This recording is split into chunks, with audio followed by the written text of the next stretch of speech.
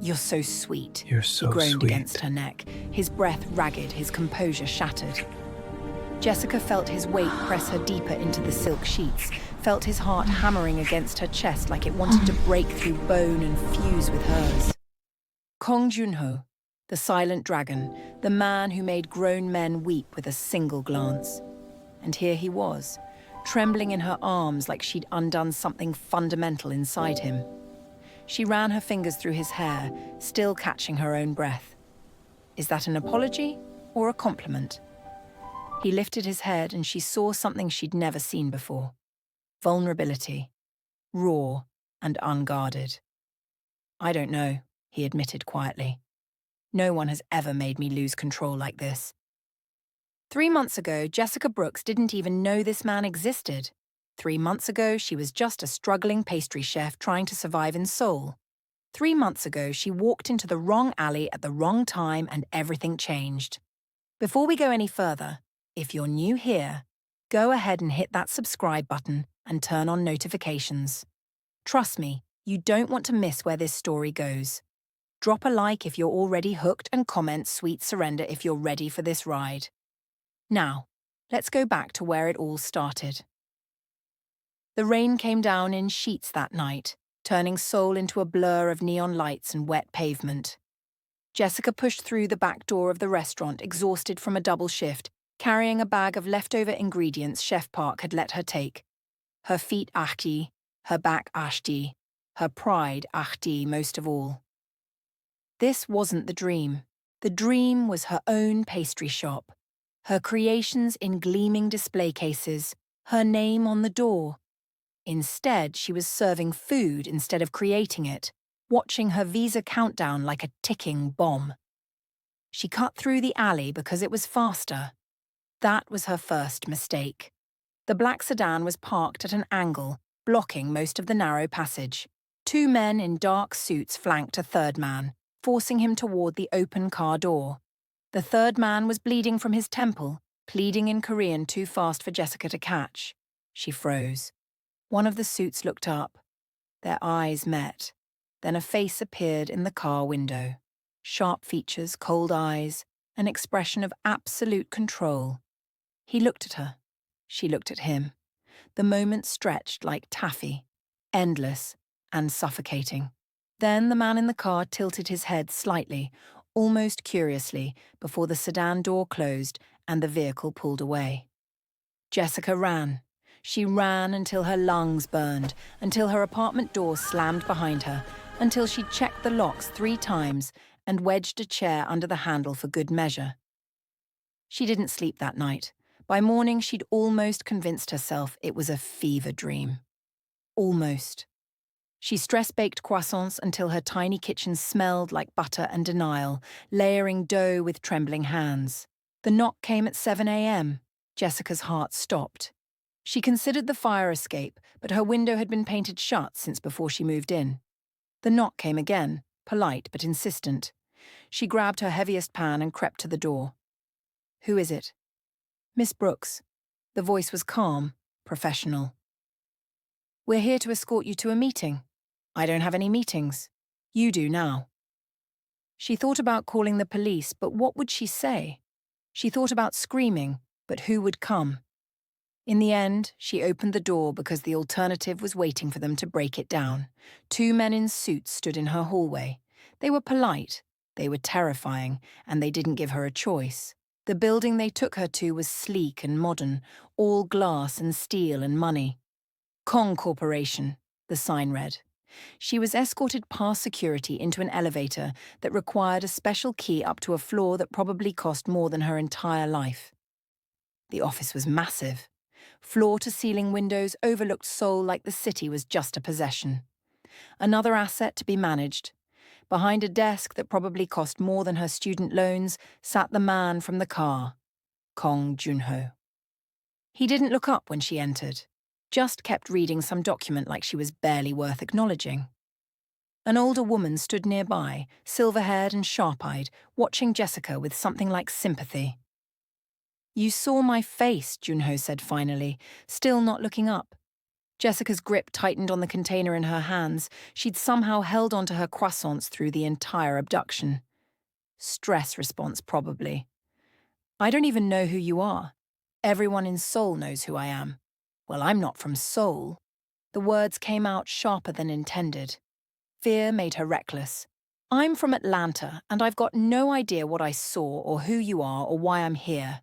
So, if you're going to kill me, can we speed this up? I have proofing at home. Silence. Junho finally looked up. His eyes were dark, unreadable, but something flickered in them. Surprise, maybe. Or interest. The older woman leaned toward him. She's clean, sir. No connections, no affiliations. A pastry chef on an expired scholarship. No threat whatsoever. Hey, Jessica protested weakly. Junho studied her for a long moment. His gaze dropped to the container in her hands. What is that? Cassons? You brought pastries to your own kidnapping? I didn't exactly have time to put them down. Another flicker in his eyes. Almost human. Then he leaned back in his chair. Secretary Yun retires in 1 month. You will replace her. Jessica blinked. I'm sorry. What? You wanted to stay in Korea. Now you have a reason. I'm a pastry chef, not a secretary. You were a pastry chef. Now you're whatever I need you to be. He finally held her gaze fully, and the weight of it pressed against her chest. You can keep your life, Miss Brooks. All I ask is your time, and if I refuse, Secretary Yun made a small sound of warning. Junho's expression didn't change. Then we'll have a different conversation, one you won't enjoy. It wasn't really a choice. Jessica knew that, but something in her refused to crumble completely. She lifted her chin. Fine, but I'm not bringing you coffee. The corner of his mouth twitched, just barely. We'll see. The first week was hell. Secretary Yoon trained her with brutal efficiency, drilling schedules and protocols, and the 1,000 small ways Junho demanded perfection. Coffee at 7 a.m. and 3 p.m. temperature-exact documents organized by priority and color-coded appointments scheduled in 15-minute blocks with 5-minute buffers. He requires precision, Secretary Yun explained. Chaos took his father. He controls everything because he's terrified of what happens when he doesn't. His father, Secretary Yun's expression softened with old grief. Assassinated 8 years ago. Young Master Junho took over the family business at 26. He hasn't rested since. Jessica absorbed this, watching through the glass walls of the outer office as Junho conducted meetings with men who looked like they ate fear for breakfast. He never raised his voice. He never had to. She started noticing things, the way he remembered every employee's name, even the night janitor's, the way he sent flowers to a secretary's mother in the hospital without anyone knowing, the way his shoulders tensed when certain men entered his office, like he was bracing for a blow that might come from any direction. He was a monster. Everyone said so, but monsters didn't usually know the janitor's daughter had just gotten into university. By the second week, Jessica had stopped jumping every time he looked at her. By the third week, she'd started talking back. You're 3 o'clock carnaled, she announced, setting his coffee down precisely on the designated coaster. Canceled or was encouraged to cancel. Does it matter? It matters if I need to send flowers or a message. Flowers, she said. His wife is having surgery. He seemed genuinely apologetic. Junho nodded, making a note. Send the usual arrangement. Add something for the wife. Something hopeful. You want me to pick out flowers? You have good taste. He didn't look up. The croissants you made were exceptional. Jessica stared at him. You ate them. I had them tested for poison first. Then I ate them. Finally, he glanced up. What? Did you think I'd waste good food? She didn't know why that made her want to laugh. This was insane. He was insane. She was insane for standing here having a normal conversation with a man who essentially kidnapped her into employment. I'll have the flower sent, she managed. She was halfway to the door when his voice stopped her. Miss Brooks, she turned. His pen was poised over paper, his attention already elsewhere, but his words were deliberate. The lemon in those croissants. Where did you source it? A vendor in Nandimun. Old lady sells near the fabric stalls. She gets them from Juju. He nodded once. Thank you. It was such a normal question, such a human moment. Jessica walked out more confused than ever. The next day, a top-of-the-line stand mixer appeared in her apartment. No note, no explanation, just a gleaming machine worth more than 2 months of her rent. She knew it was from him. She didn't know what it meant. The 4th week brought the first crack in his armor. Jessica worked late, organizing files for the quarterly review. The building was empty except for security, the city glittering beyond the windows like scattered diamonds. She was about to leave when she heard coughing from Junho's office. He was still there. Of course he was still there. The man probably slept at his desk. She pushed open the door without knocking. He looked up sharply, irritation flashing across his face, but it faded when he saw her.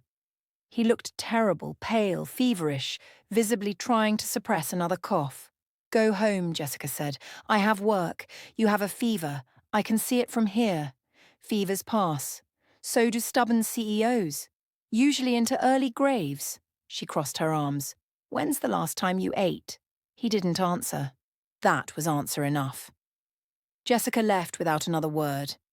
She returned 30 minutes later with soup from the late-night restaurant down the street, a packet of medicine, and the last of her patients. She set everything on his desk. Eat. Take these. Sleep. That's not a suggestion. Junho stared at the soup like she'd presented him with a live grenade. What is this? It's called someone giving a damn. Don't get used to it. She walked out before he could respond. Before she could do something stupid like care about whether he actually took care of himself. The next morning, the soup container was empty on his desk. The medicine packet was crumpled in the trash. And there was a second stand mixer in her apartment. This one in rose gold. Jessica laughed until she cried. Then she made him a lemon tart. All right, we're just getting started, and things are about to get intense. If you're enjoying this story, hit that like button right now. Comment lemon tart if you think she's already falling for him. And if you haven't subscribed yet, what are you waiting for? Join the family so you never miss a story. Now let's keep going. She brought the tart to his office at 3 p.m, alongside his coffee. He looked better, still tired, still carrying the weight of an empire on his shoulders. But the fever had broken. What is this? He eyed the pastry with suspicion. Lemon tart. Consider it a glad you didn't die gift. I wasn't dying. Your body disagrees. Eat it. He picked up the small fork she'd provided, cut into the torched meringue, and took a careful bite. Jessica watched his face, waiting for the professional critique, the dismissal. Instead, his expression shifted. Something moved behind his eyes, something old and painful and almost tender. My mother made something like this, he said quietly. Before. Jessica held her breath. Before the wall came back up so fast she almost felt the impact. His expression smoothed into neutrality, and he set down the fork. You're dismissed, Miss Brooks. She wanted to push. Wanted to ask about his mother, about the grief she'd glimpsed. But she knew better. Some doors only opened when they were ready. The tarts are in the break room, she said instead. For the team, don't eat them all. She left. When she came back an hour later to collect the plate, every tart was gone. The gala was Secretary Yoon's idea, her last official event before retirement, and she insisted Jessica attend to observe how highly functions operated. The dress arrived at Jessica's apartment 3 days before the event. It was midnight blue floor length and fit her curves like it had been sewn onto her body. The note said only appropriate attire provided. She knew it was from him. She wore it anyway. The venue was dazzling. Crystal chandeliers, champagne towers, the elite of Seoul gathered in glittering clusters. Jessica felt out of place despite the dress, hyper-aware of the glances she drew. A black woman in a sea of Korean high society. Not invisible, but not quite seen either. Junho arrived late, commanding attention without trying. He wore a black suit that probably cost more than her yearly salary, and when his eyes found hers across the room, something hot flickered through her stomach. He approached, face unreadable. You came. I was told it wasn't optional. Everything is optional, Miss Brooks. Some options just have consequences. Is that supposed to be comforting? His mouth curved slightly. Does it need to be? Before she could answer, he was pulled away by a group of elderly businessmen, demanding his attention. Jessica retreated to the edge of the room, accepting a glass of champagne from a passing server. She didn't see Park Sunman approach until he was blocking her path. He was handsome in that polished, predatory way that made her skin crawl. His smile didn't reach his eyes. Kang's new secretary, he purred, looking her over like she was merchandise. I'd heard rumors, but they didn't do you justice. Can I help you with something? I'm just curious. He stepped closer. Too close. What does the silent dragon see in you? Besides the obvious, of course. Jessica stepped back. I'm his secretary, that's all. Is it? Sungmin reached out, fingers grazing her arm. Because from where I stand, you look like someone's pet project, someone's entertainment. Remove your hand, he laughed. The foreign girl has claws. How charming. Does King know you bite? I don't know. The voice came from behind Sunman, ice cold and utterly calm. But I'm certain he's about to find out if you don't remove your hand in the next 2 seconds. Sunman's face went pale.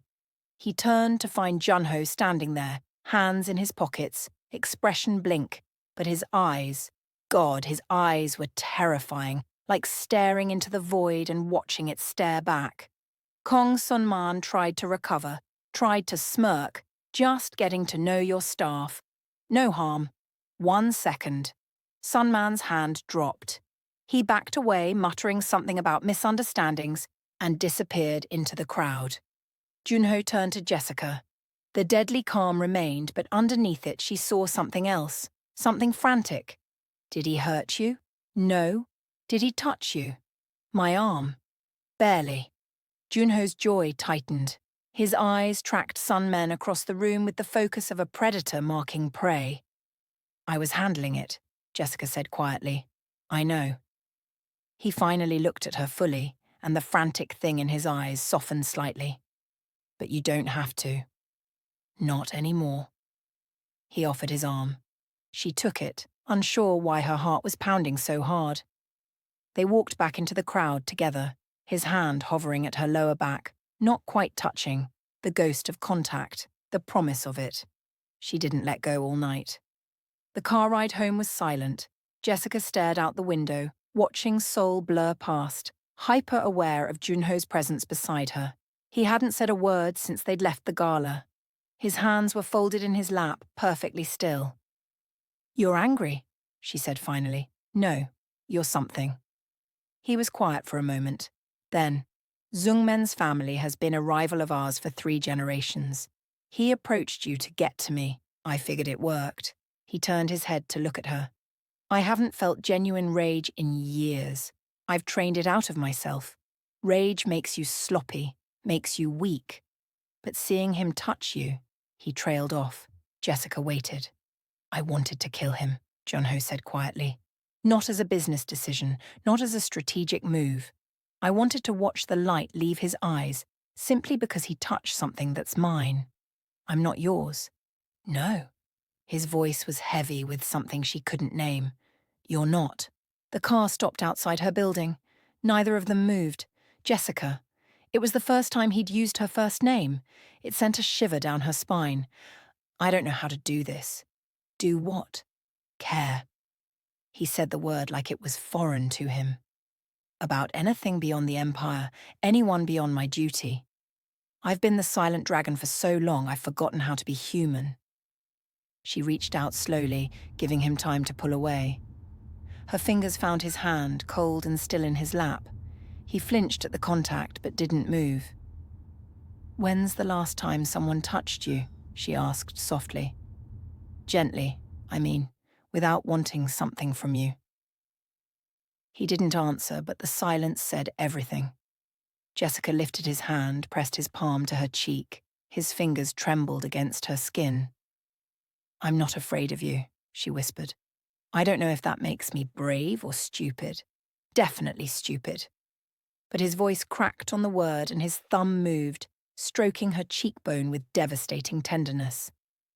She should have gotten out of the car, should have said goodnight and retreated to the safety of her apartment and her stress baking and her pretense that this was just a job. Instead, she leaned in and kissed him. It was soft at first, testing. His lips were warm, slightly chapped, frozen with surprise. Then something broke in him, and he kissed her back with all the desperation of a drowning man. His hands tangled in her hair. He pulled her closer, closer, like he was trying to eliminate any space between them. The kiss was messy and starving, and nothing like she expected from a man so controlled. When they finally broke apart, both breathing hard, his forehead pressed against hers. Jessica. Her name was a prayer on his lips. I don't know how to be gentle. Then let me teach you. The next week was a careful dance. Stolen glances across the office, fingers brushing when she handed him documents, his hand lingering on her shoulder when he passed her desk. Each touch was a revelation, a small defiance of everything he'd taught himself to be. But they were both fighting it, both pretending this was manageable. Secretary Yun noticed. Of course she noticed. Be careful, the older woman warned on her last day, packing the final items from her desk. Young Master Junho has never loved anything he wasn't prepared to lose. If you stay, you need to know that. What do you mean? Secretary Yun smiled sadly. He will try to push you away. He will convince himself that distance is protection, and it will hurt. The question is whether you're strong enough to wait for him to realize he's wrong. Jessica didn't know how to respond to that, so she hugged Secretary Yun goodbye and tried not to think about the warning too hard. 3 days later, the attempt happened. Junho's car was ambushed on the way back from a meeting. Jessica was in the office when the call came, when Dej's panicked voice cut through the static saying something about gunfire and explosions. The next hour was the longest of her life. When Junho finally walked through the office doors flanked by guards, she couldn't breathe. His suit was ruined, splattered with something dark. His face was cut, bleeding sluggishly from a gash near his temple. I'm fine, he said to the room at large. It's handled, but his eyes found hers, and she saw the truth. He was shaken. Underneath the control, underneath the mask, the dragon was rattled. She followed him to his private office, closed the door, found him standing at the window, hands braced on the frame, head bowed. Junho, don't. His voice was raw. Don't come closer. Why? Because if you touch me right now, I'll break. She crossed the room anyway, stood behind him close enough to feel the tension radiating off his body. Then she wrapped her arms around him from behind, pressed her cheek between his shoulder blades, and held on. He shattered. The sound that came out of him wasn't quite a sob, wasn't quite a groan. It was something more primal. His hands came up to grip her arms where they crossed his chest, holding her in place like she was the only thing keeping him tethered to earth. You could have died, she whispered. I didn't. That's not the point. That's not. She pressed harder against him, frustrated. Does anyone even care if you died tonight? Would anyone actually mourn you, or would they just fight over the pieces? He turned in her arms, facing her. His eyes were wet. She'd never seen him cry, hadn't known he could. Would you? He asked, voice breaking. Would you mourn me? Yes, no hesitation. Yes, I would mourn you. I would fall apart. And I hate that. Hate that you've become so important to me when I never meant to care about you at all. He kissed her, not like before. This was gentler, more desperate in a different way, like he was trying to memorize her taste in case he never got another chance. Come home with me, he breathed against her lips. Please, I don't want to be alone tonight. She should have said no, should have maintained some boundary, some pretense of professionalism. Okay, she said instead. His penthouse was everything she expected. Vast, cold, designed for aesthetics rather than comfort. It looked like a magazine spread, not a home. No photographs, no personal touches, just expensive furniture and empty space. but Junho led her past all of it into a kitchen that looked barely used. He started pulling ingredients from the refrigerator with determined focus. "What are you doing?" "Cooking for you." He set down a bag of rice, some vegetables, containers of sauce. "You've fed me?" "I want to return the favor." "You cook?" "No." He said it so matter-of-factly that she laughed. "But I watched videos." "How hard can it be?" 45 minutes later, the kitchen looked like a disaster zone. And Junho was staring at a pot of something that might have once been gala rice with genuine confusion. "The video made it look simple," he said plaintively. Jessica couldn't stop laughing.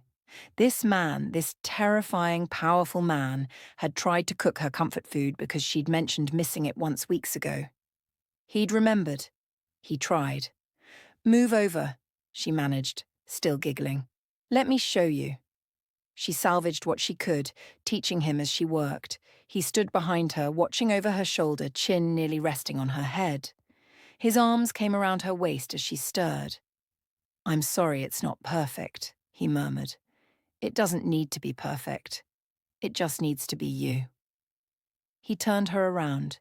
His eyes were soft in a way she'd never seen. "No one has ever said anything like that to me. Maybe no one's ever seen the real you. Maybe I've never let them." He kissed her again, deeper this time. The pot bubbled forgotten on the stove. His hands slid down her sides, gripping her hips, pulling her against him. She could feel how much he wanted her, could feel his control fraying at the edges. "Junho." She pulled back slightly. "We don't have to." "I want to." His voice was rough. "I want you. But I need you to know that I don't. I'm not good at this. At being close to someone, at being vulnerable. You don't have to be good at it. You just have to be willing to try." She took his hand and led him away from the kitchen. Led him through his empty, beautiful penthouse to a bedroom that probably cost more than her childhood home. The city glittered below them through the windows, souls spread out like a sea of stars. He stood before her, suddenly uncertain. The most powerful man in South Korea. And he was nervous. Jessica reached up and began unbuttoning his ruined shirt. He stood perfectly still, barely breathing, watching her hands like they were performing miracles. The shirt fell away, revealing a body that was all lean muscle and old scars. She traced one that ran along his collarbone, a thick rope of raised tissue. Who did this? My father's enemies. I was 19. They meant to kill me. They failed. She leaned in and kissed the scar. He shuddered, a full body tremor that made him grip her shoulders for support. "You survived," she whispered against his skin. "I always survive. Maybe it's time to do more than survive." She pushed him gently toward the bed. He sat, then lay back, looking up at her with an expression of such raw vulnerability that it made her chest ache. She climbed over him, bracing herself on her hands, looking down into his face. "Tell me what you need." "I don't know." His hands came up to rest on her waist, tentative. "I don't know how to need things. I've spent so long being the one everyone else needs that I forgot how to want anything for myself. Then let me show you." What followed was slow, tender, nothing like she expected from a man with his reputation. He touched her like she was precious, like he was afraid she'd disappear if he held too tight. And when they finally came together, he made a sound she'd never forget. A broken gasp, half pleasure, half disbelief. He didn't last long. She felt him tense beneath her, felt his control shatter completely, felt him come undone with her name on his lips. Afterward, he couldn't meet her eyes. She lay against his chest, listening to his heartbeat slowly return to normal. "I'm sorry," he said finally, "for what that was." He struggled for words. "You're so sweet. I came in 2 minutes. I couldn't. You made me." She propped herself up to look at him. He was flushed, embarrassed, so different from the cold man she'd first met. "Hey." She waited until he looked at her. "That's not something to apologize for. I lost control." "Yes, and it was the most beautiful thing I've ever seen." His eyes widened. beautiful. Do you have any idea what it means to me that I could do that to you? That you trust me enough to let go?" She kept his face in her hands. You spend every moment of every day in control. Letting someone break that open isn't weakness, it's trust. He stared at her for a long moment. Then something shifted in his expression. Something new and terrifying and wonderful. "I think I'm falling in love with you," he whispered. "I think I'm already there." He kissed her again, and this time they took things slower. "We're in the final stretch now, and trust me, you don't want to miss how this ends. Hit that subscribe button if you haven't already. Drop a comment telling me whose side you're on in this love story, and smash that like button to show some love. Now let's see if these two can make it through the storm." The next few weeks were a dream. Jessica spent nights at his penthouse teaching him to cook, making him laugh, discovering all the small ways he showed love because he didn't know how to say it. He showed love in security details she never asked for. In the way her apartment suddenly had new locks and a better security system. In the first edition cookbook that appeared on her desk, without explanation. But dreams don't last. Not in his world. The photographs appeared on his desk on a Tuesday morning. Jessica arriving at his penthouse, leaving the next morning, kissing him in his car. Each image was a threat without words. Junho went cold, not angry. Worse, controlled. The dragon returned and it was terrifying. "This was a mistake," he said, not looking at her. "Don't you dare, don't I dare what? Tell the truth." He finally met her eyes and they were empty. "They will use you to destroy me, Jessica. Do you understand that? Everything I feel for you is a weapon they can use. So your solution is to push me away. My solution is to keep you alive." He pulled an envelope from his drawer, set it on the desk. "There's a ticket to Atlanta first class, and enough money to start over." She stared at the envelope, then at him. "You think I want your money? I think you deserve a life that doesn't come with a target on your back. And what about what you deserve? Do you even think about that?" She stepped closer, refusing to let him retreat behind his walls. "You deserve to be loved, Junho. You deserve someone who sees past the dragon to the man underneath. You deserve to be happy." "I don't get to be happy," his voice cracked. "I'm the heir to an empire built on blood. My happiness isn't part of the equation." "Then change the equation. It's not that simple." "Yes, it is." She grabbed his hands, held tight when he tried to pull away. "You're so busy being what everyone needs that you've forgotten how to be what you need. And I'm not running. Not from you. Not from this. They will come for you. They will hurt you to hurt me.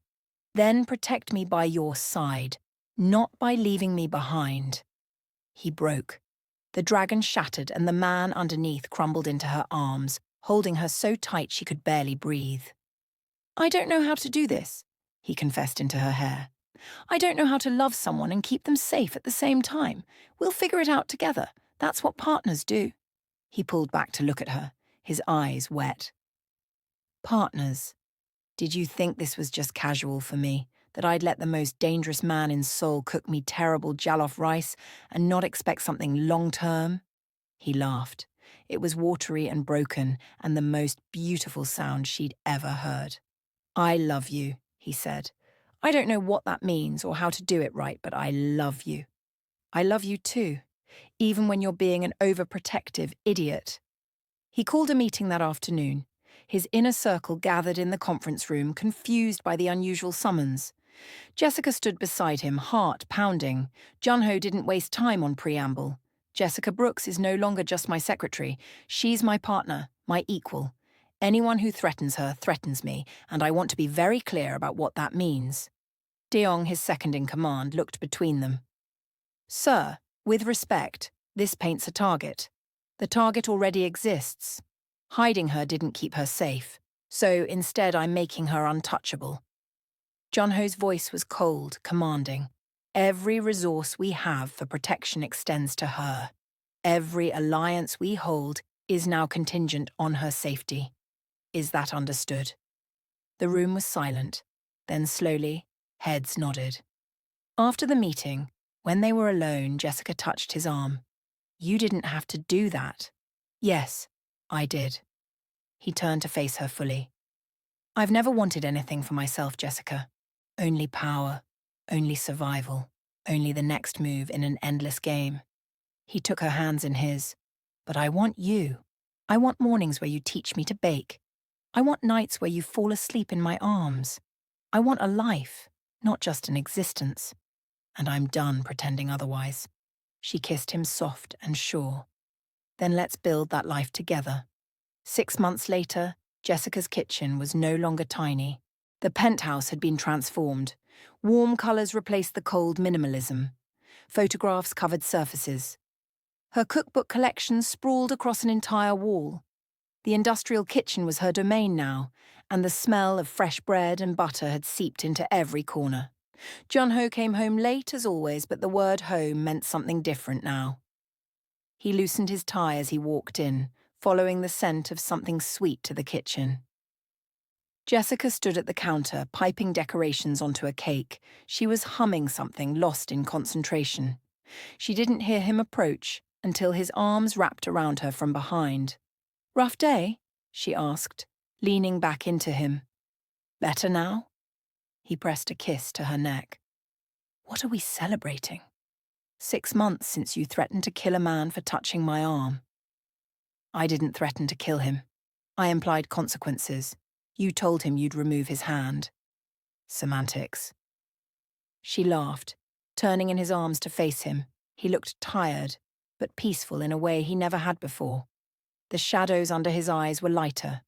The tension in his shoulders had eased. He was still the silent dragon to the outside world. But here with her, he was just Junho. Just hers. I have something for you, he said, suddenly nervous. Another stand mixer? I'm running out of room. Something different. He reached into his pocket and pulled out a small box. Jessica's heart stopped. Junho, I know it's fast. I know we're still figuring this out, but I've never been more certain of anything in my life. He opened the box, revealing a ring that managed to be both elegant and modest. Understated. Chosen for her, not for show. I want to spend the rest of my life learning how to love you. Will you let me? She was crying. She hadn't even noticed the tears starting. Yes, yes, you ridiculous, overprotective, Jaloff-ruining man. Yes.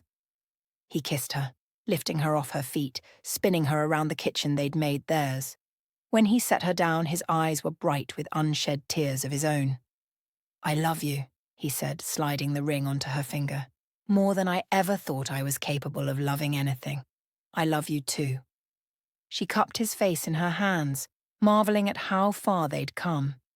Even when you still can't cook, I'm improving. You burned water last week. It was distracted water. She laughed, pulling him in for another kiss. Outside, Seoul glittered in the darkness. The dangerous world still existed. The threats hadn't disappeared. But in this kitchen, wrapped in each other's arms, they'd built something worth protecting. The dragon had found his sweetness, and she had found her home. And that, my loves, is the end of Sweeter Than Sin. If this story made you feel something, drop a like right now and subscribe to this channel for more emotional, intense stories like this one. Comment below and tell me your favourite moment. Was it when he tried to cook jollof rice? When he confessed in the car? Or when he claimed her in front of everyone? Share this video with someone who loves a good dark romance, and I'll see you in the next story. Until then, stay.